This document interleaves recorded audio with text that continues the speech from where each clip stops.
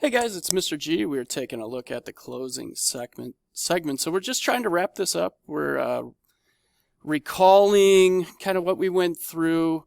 Really want to give some type of a call of action, though. We're summarizing, we're sharing a takeaway, but this action step is really a good one.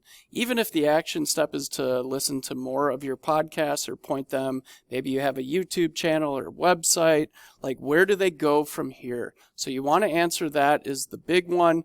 After that, you're going to thank your sponsors. You can tell them things like, hey, you could subscribe or leave a comment or review below. And then finally, you just want to sign off, saying, hey, this is Mr. Golias, and thanks again for listening, and have a great day.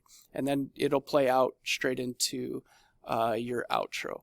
But that's what we want to cover in the closing segment. Shouldn't be a long piece. We want to be direct, straightforward, and just really give them a place to go or actions to take now that they've heard your podcast. You can go ahead and make yours right now.